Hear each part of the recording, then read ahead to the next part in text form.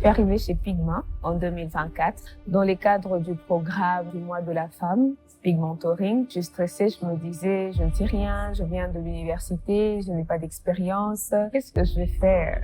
Lors de l'interview, on m'appelle, on me demande de me présenter, je me présente, on me demande qu'est-ce qui m'a motivé à choisir Pigma. Je dis ce qui m'a motivé à postuler chez Pigma.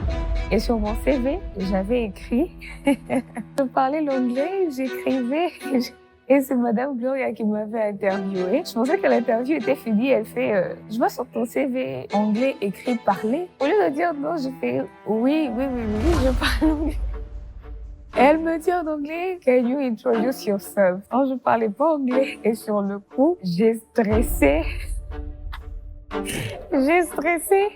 Et j'ai même oublié introduce yourself. J'ai oublié comment on se présente en anglais. Et j'ai juste dit, Hilary Kapangala,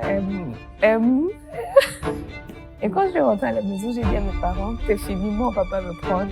Et à ma grande surprise, une semaine après, on m'appelle pour me dire que je suis retenue. En tout cas, j'étais très contente. Alors, présentement, je suis dans le département digital.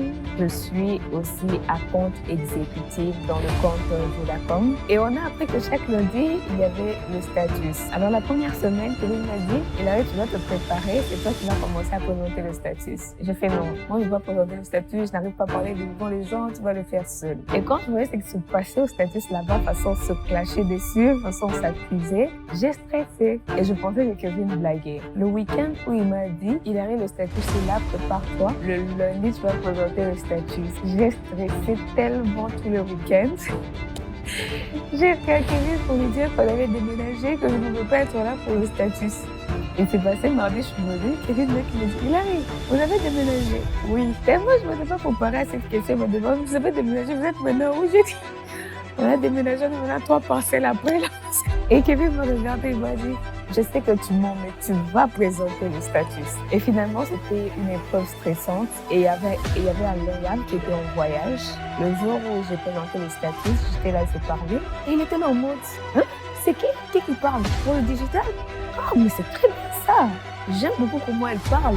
Au moins, pour la première fois, on a une femme au digital. C'était une fierté pour moi et une manière de me booster pour me dire qu'on peut toujours surpasser ses peurs et ses limites. Le projet qui m'a fait mal à la tête en 2024, c'est le projet Roaming. Et ce projet m'a fait mal à la tête parce que c'était un projet qu'on débriefait tous les jours. Toujours un débrief. Et au final, quand on pense que c'est validé, on revient pour dire non, il faut changer le personnage qui est sur le visuel.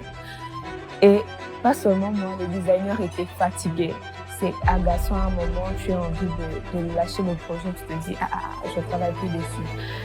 Mais après, on se rend compte que quand tu vas dans d'autres boîtes, quand tu es sur un autre projet extérieur, ou quand tu vois ce que les autres font, tu te rends compte que tu as cet esprit critique qui s'est développé en toi. Le deuxième projet sur lequel j'ai travaillé, c'est le Placing M-Pesa PC de Vodacom. Placing M-Pesa PC. Ah bon? Souka na ba réduction na makambo etali, frais d'envoi, na ba frais de retrait na biso. Papa, na M-Pesa, transaction et radakate. C'était une expérience magnifique.